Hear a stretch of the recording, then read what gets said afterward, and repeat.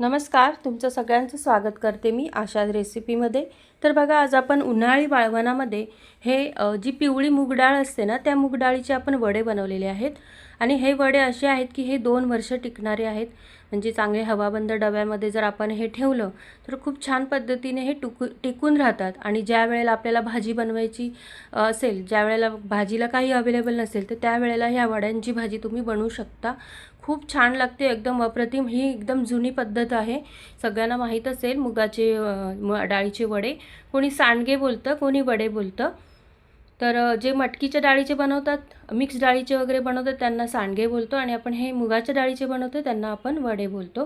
तर हे मी मूग डाळ आहे ना, चांगली स्वच्छ पाखडून घेतली आणि मग 2-3 पाण्याने चांगली अशी धुवून घ्यायची।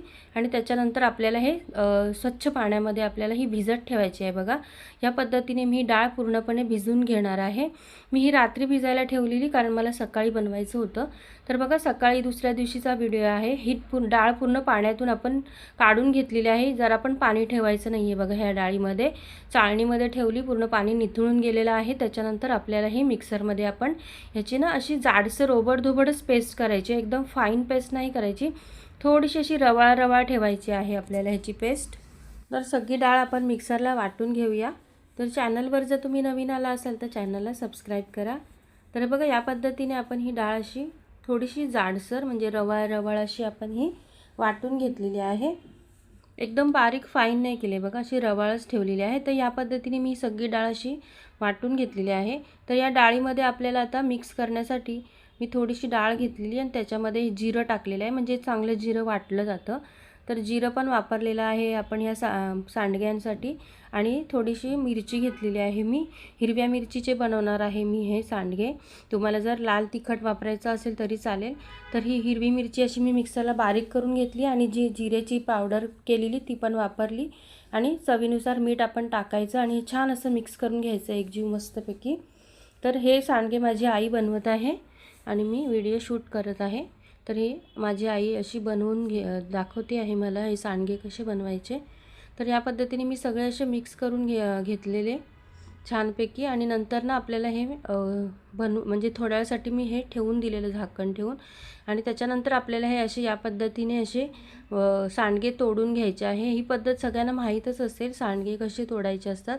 तर या पद्धतीने आपण प्लास्टिकच्या पेपरमध्ये, किंवा मी हे असं फळी घेतलेली होती त्याच्यावरच मी हे सांडगे छान असे तोडत आहे। आणि मस्तपैकी उन्हात आपण वाळून घ्यायचे। तुम्हाला कोणती साईज पाहिजे तेवढी तुम्ही घेऊ शकता। एकदम बारीक नका टाकू, नाही तर ते सुकल्यावर ना एकदम बारीक होऊन जातात, खूप बारीक होतात। तर ह्या पद्धतीने एवढी साईज मध्ये तोडून घ्यायचे हे सांडगे। आणि छानपैकी मस्त 2 दिवस कडक उन्हामध्ये छान असे वाळवले ना, तर वर्षानुवर्ष ही टिकून राहतात। आणि ज्या वेळेला आपल्याकडे भाजीला काही नसेल तर त्यावेळेला आपण हे भाजीसाठी बनवू शकतो। तर ह्याची भाजी कशी बनवतात ते पण मी दाखवणार आहे पुढच्या व्हिडिओमध्ये। तर आता चॅनलवर जर नवीन आला असाल तर चॅनलला सबस्क्राईब करा। आणि व्हिडिओ माझे कसे वाटतात ह्याच्याबद्दल नक्की कमेंटमध्ये कळवा। आणि ह्या व्हिडिओसाठी एक लाईक जरूर करा।